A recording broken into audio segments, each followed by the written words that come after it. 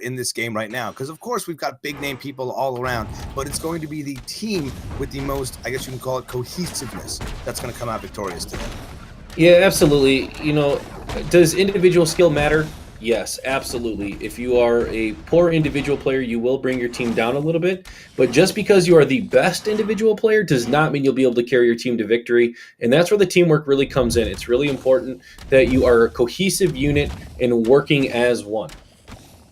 And of course, working as one is going to be a key part of this entire game, getting separated from your team, and especially we see right now with a Lucy pick from Proficiency HQ, if Lucy gets separated, if Lucy gets focused and targeted, she falls so quickly, and that's going to be the rest of her team going down as well.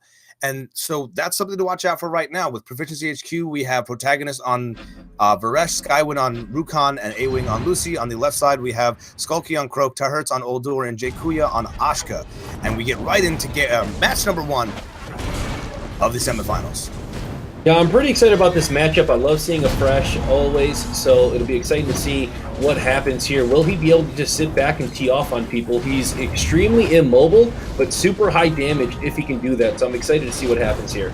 We see Skulky right now trying to get to that Lucy, but he's not going to be able to. He's going to try and do as much damage as he can to that backline, but Rukon is just on him right now. Skulky hops onto A-Wing. He does a little bit of passing damage, but is going to have to camouflage his way out of that one. He does get the incap onto Lucy, but she dodges the stun. Hopping down to the backside, we do see Varesh getting focused now. Skulky trying his best to get to that backline. Not going to be able to do too much. He takes a lot of chip damage, and a lot more than just chip damage, as he's looking pretty low, and that's going to be Orb going down to the red team. What a phenomenal snipe right there from Proficiency HQ. The Varesh counter is not going to be hit, and he's going to be able to set up on that back line and just start poking him down. Skulky not looking too healthy. That was a pretty poor attempt at a dive. They're doing a really good job here of controlling the middle, they being Yatzki, but however, they're taking way more poke than their opponents, and so huge health advantage going to be here for Proficiency HQ as we see Croak go down.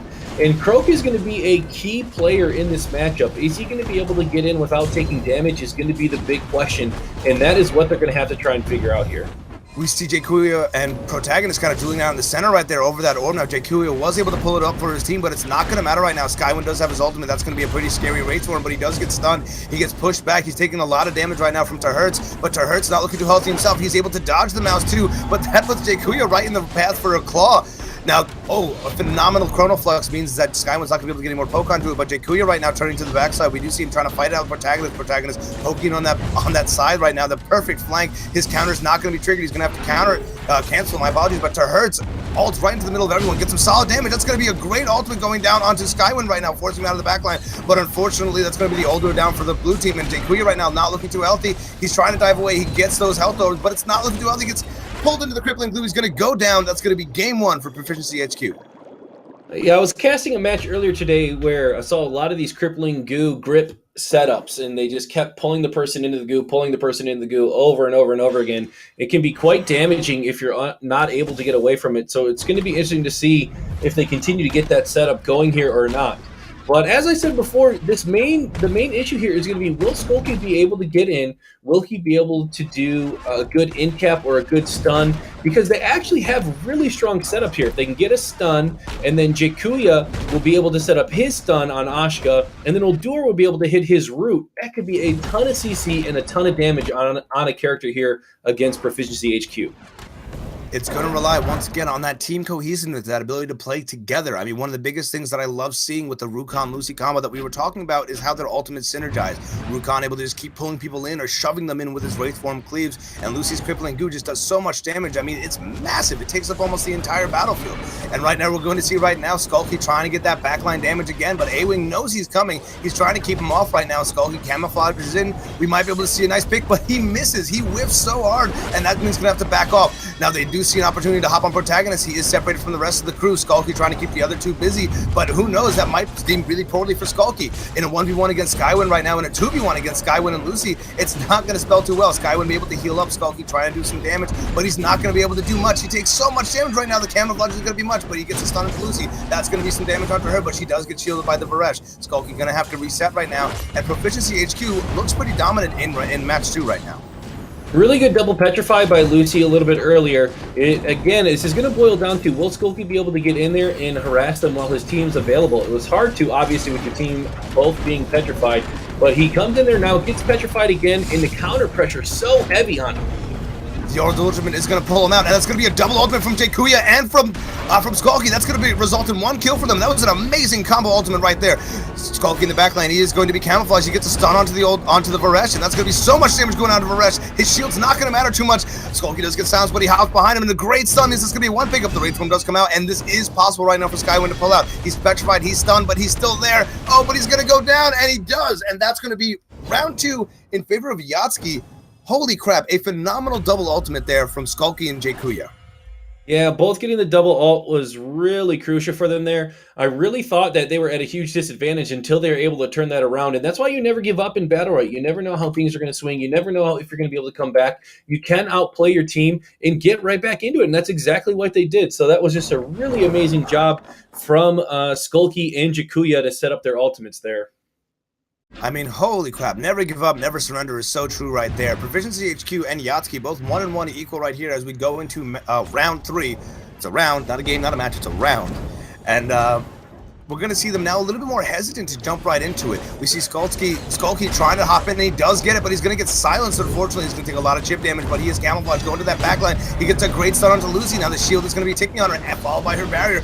But that's a great firewall from Ashka to try and keep everyone at bay. This gives Skulky time to hop onto A-Wing. He's doing so much damage to her right now. He gets a great in-cap onto the Vareshi. Now he's going to change targets. He waits out the counter. A nice play on his side. Hopping over to the left side of the map, we do see Skywind trying to 2v1, be that front line that he can. He pulls in Jakuya, gets that silence off. Now Jakuya's going to have to back off and try and get healed up by the hurts. But Skywind's not giving him any chance to breathe. He's hopping on him right now. They're doing as much damage as they possibly can. That firewall means that Skywind's not, he's actually going to avoid it. He's not going to be able to get ignited. That's going to be some chip damage that he's going to be avoiding right there. The orb is looking pretty good, but it's going to go down to the blue team. That's going to be huge right now as they're all going to have their ultimates up pretty soon. Croak right now has his ultimate up. He uses one of his EX abilities. That's totally fine by him.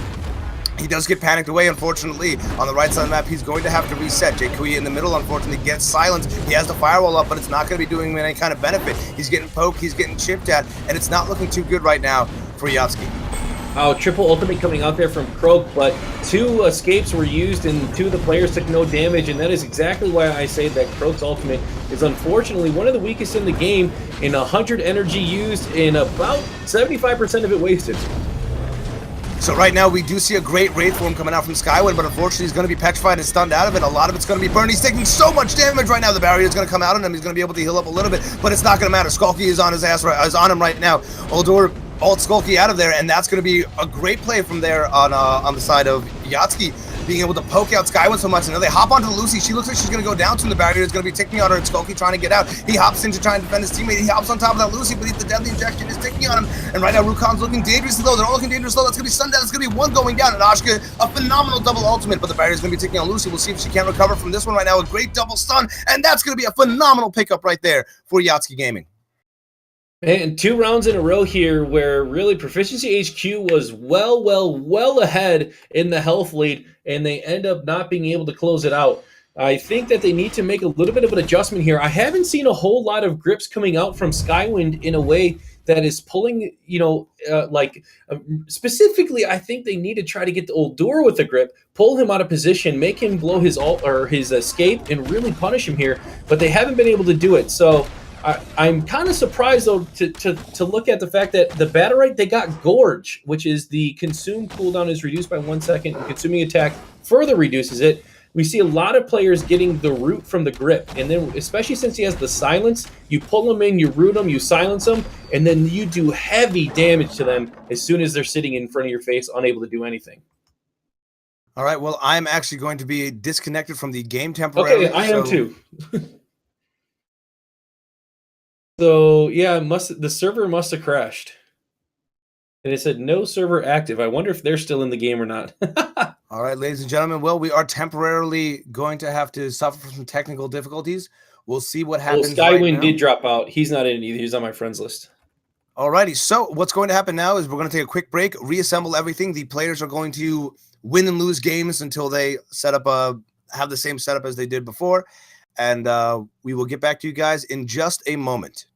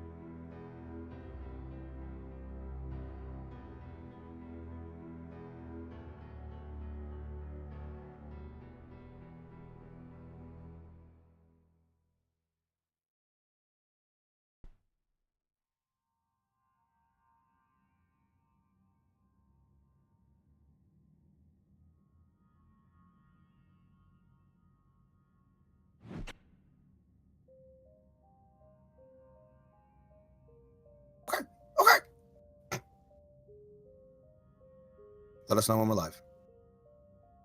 All right, guys. Sorry about the wait. We had some technical difficulties with a couple of server crashes. For those of you playing Battlerite, you may have experienced it as well. But we are back once again. Battlerite Community Series Qualifier number 2, semifinal game 1 between ProficiencyHQ and Yatzki.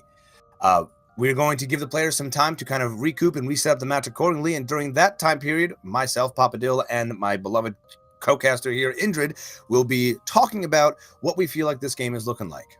Indrid? First you called me lovely, and now you call me beloved. This is just getting a little odd, but right now I think the game has been a really close match. I think in 2 instances we've seen where ProficiencyHQ has been, in my opinion, considerably ahead in the round, especially in the HP department, and then they've quickly, I don't want to say thrown. I think thrown is a kind of offensive, mean word here, but kind of threw the match where they had this big lead. They weren't able to close it out. And because of that, unfortunately, they're now going to be down 2-1.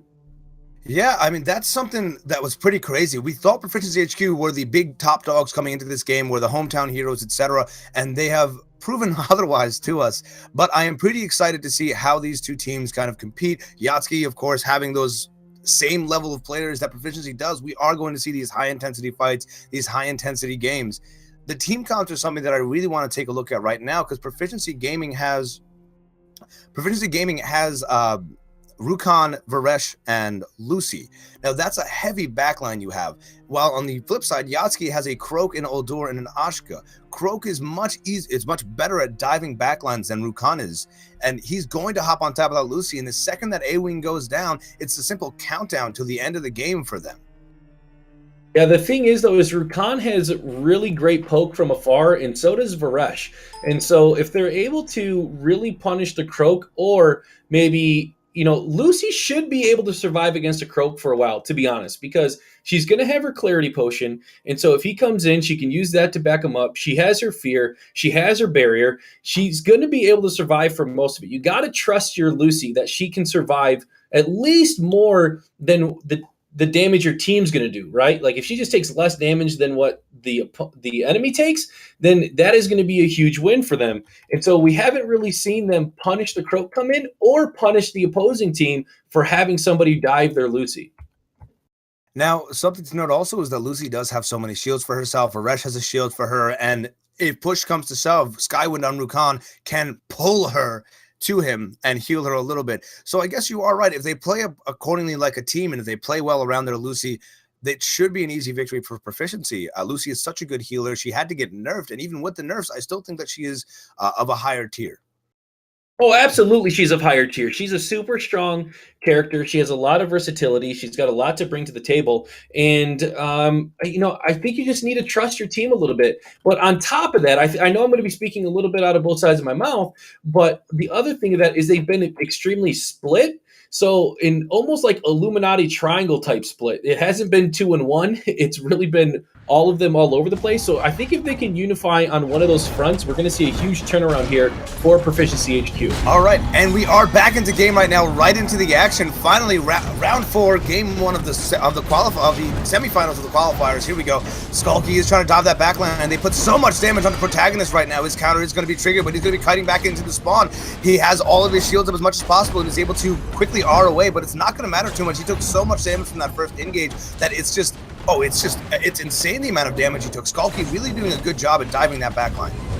Yep, and you see right now Rukan staying a little bit close to him, but that stun ultimate coming out, actually just missing. That would have been a huge opportunity if Ashka would have hit that double ult.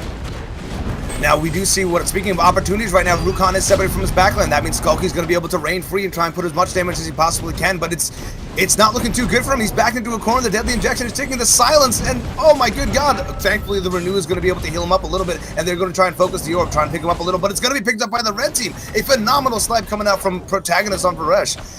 Right now, Skulky's trying to look for that opportunity to get in, that little sliver of a second that he can try and get in, but unfortunately, Protagonist does have his ultimate, which means it's an easy escape for him, and it looks like they know that he's coming from the side, so he's going to have to reposition. I don't know if they're aware of the energy advantage they have here, but they really need to work hard on going at this. They have a huge energy advantage. They could drop some ults. If they time it well, they really could take down one of these low players pretty quickly. They could probably even kill Jakuya with the amount of health he has. So it's going to be interesting to see how they use their energy here. But it looks like they're going to be content just poking. So I'm not super upset at this because they will slowly whittle them down and take the advantage even more. And the orb control that Proficiency has been showing is just insane. Skywin able to pull them in and do as much damage as possible can. The orb bursting it down, insta-picking it up. But Skulky hopping onto Skywin right now. They're going to have to pop as many shields as possible as they can onto him. Skywin does have his ultimate, but it's not going to matter too much. A great 3-man Oscar ultimate means that Jakuya is going to be laying down the hurt. Varesh on the front line gets one ultimate, and he misses the second charge of it, unfortunately. The orb is going to be up, and this time it looks like it's going to go down for Yatzki. But that was a phenomenal engage there from Yatzki to really do some serious damage to Proficiency. Again here, the ProficiencyHQ's had a huge health lead and a great advantage here with the energy, and they let Yatzki come right back into it. They aren't keeping the pressure up when they need to have the pressure, and they are not playing passive when they need to be passive. And oh my god, Jakuya! The ultimate of a century right there. Gets a double ult again. Takes him out. Skywin tried to use his ultimate, but it didn't matter too much. And Yatzki coming out 3-1 against Proficiency. This, I mean, I don't mean to insult anybody, but this is unexpected. Well, this is definitely, I think, unexpected. Like you said, Wing and Skywind are well-known players here. I don't know Protagonist super well, but obviously he's connected to some high-level players. But to hurt Jakuya and Skulky, showing that they're able to bring it back. One thing I wanted to point out, though, is that Skulky was really interesting. When he was in the top and he was almost dying, he continues to use Deceit. And I don't know if I love the way it's being used. He's trying to come in, and he often ends up in-capping one person and then almost immediately stunning that person, which really isn't upping his damage or anything. He's just using 25 energy. And so if they're not going to synchronize with that in-cap, in my opinion, you might as well just use the normal Q, save the energy, maybe blind them. Your EXM2 is really good. Use the blind, or you save up for an ultimate. And that's kind of play tell to that whole team synergy, the cohesion that we kind of see, lining up those stuns properly. Who knows, maybe Skulky's tried a few times and they failed. Who knows, maybe it might come to play this round right now. It is 3-1 in favor of Yatzki, which is a huge surprise right now. And Skulky already diving that backline, trying to do as much damage as possible, but they do get Skywin caught out a little, trying to do as much damage, but it's just going to be nothing but chip damage for him, as those barriers and shields are going to be so much. Varesh taking that stun to the face, but it's not going to matter because they have that Lucy right. They're able to heal him up. Skulky in the backline gets the in-cap onto Lucy, which means they have an opportunity to do as much damage as they possibly can. Varesh getting healed up, though, which means he's not going to drop below the threshold anytime soon. Skulky trying to do as much damage as he possibly can, and Skywin gets rooted off to the side. His M2 is going to connect, but he gets in-capped and away from the rest of the team. He's not doing a very good job as a frontliner right now. He pulls in Jakuya, gets the silence off, but Jakuya is able to kite backwards to the orb. The orb up right now. We're going to see who gets it. It's going to go in favor of the red team. All of them have their ultimates up, and that's going to be huge for this next team fight. Skulky with almost full health hops onto that Lucy, in-caps her, and doubles back to try and take out Skywin. They're focusing down the frontliner. They're saying, hey, if we can take out this tank, maybe that backline will open up for us. No, I was giving Skulky a little bit of crap about how he was using Deceit. Well, he's using it differently this round, and you see it's really setting up some damage here, specifically onto the Rukon. Well, ghosting confirmed. They're watching this cast, guys. But right now, Rukon is going to drop to Hertz, who's able to go face-to-face this time llama, but it's not going to matter right now. Varesh gets his ultimate up. He's doing so much damage right now. They get Oldur in the back left corner. They're cornering him. They're doing so much damage to him, but a great Chronoflux is able to repel them a little. Skulky in that backline now. He does so much damage to Lucy. She gets stunned. She gets rooted. Her barrier is down. She doesn't have any of her escapes right now. And Croak is just hopping on her. They do so much damage. She's not looking too good. She gets her roll up. She uses it. She's in that corner, and Skulky is just on her, just waiting like the boogeyman, which unfortunately goes to Rukon, but he's dead right now. So it looks like Croak inherited that title. Barrier on Lucy means that she's able to survive a couple more seconds, but a great 2-man ultimate from Skulky means that Lucy's going to go down shortly. And Ashka ultimate just to finish her off, just in case. Oldur uses his ultimate on Skulky, and that's going to be another pickup, 4-1 in favor of Yatzki Gaming. Protagonist was putting some really nice pressure onto the old door, and he put that Chronoflux down. And a little trick you can do with the Chronoflux, really anything that repels, you were able to hit the thing that repels, quickly use your counter, and trigger your own counter. So he could have continued that pressure onto old door, which I would have really liked to see there. Well, I mean, we'll hopefully see it happen this time. It's round 6, match point for Yatzki. Proficiency Gaming looking a little too separated. Skywin last game got caught out, a lot of damage gone onto him, while Skulky was able to just roam free onto that backline, separating the Lucy from their frontliners. Key, and right now Skywin actually pulls himself to the orb due to this Chronoflux. He's going to be taking so much damage, Sands of Time ticking down him and doing so much damage to him as well. He gets stunned, Skulky is on him. He's going to have to ROA, which burns a lot of his energy. He's not going to be able to get the ultimate with the rest of his team. That Wraith form from Skywin's going to be key for this victory, but it's not looking like he's not going to have it anytime soon. Skulky doing as much damage as he possibly can. He gets the in cap, he does some damage, he gets a stun followed by another stun. The barrier is ticking on Skywin, but he's just a frontliner that can't do it anymore. He doesn't get the heals, he misses the cursing strike, and that means that Skulky's going to be able to win any trade that he can put onto him. On the other side of the map, we do see right now Varesh trying to regroup with his team as Ashka gets stunned up by the orb. Ashka tries to recoup. He does have his ultimate. He can get a 3-man ultimate off. He gets stunned, and right now Skywin taking so much damage. Lucy's going to go down. That's going to be huge right now for Yatzki Gaming as Skulky hops on top of Skywin doing as much damage as possibly can. He gets stunned. He's going to go down, and Protagonist right now, the last man alive. Can he do it? Can he pull this out? Can he clutch? I don't think he can right now. He has his ultimate, but he gets stunned out of it. He uses it again, and he misses. He does a little bit of side damage, but it's not going to matter. The counter is triggered for him. Skulky doing so much damage, and he's going to go down, and that is going to be the game for Yatzki. Really wonderful job here by Yatzki. Yatzki clearly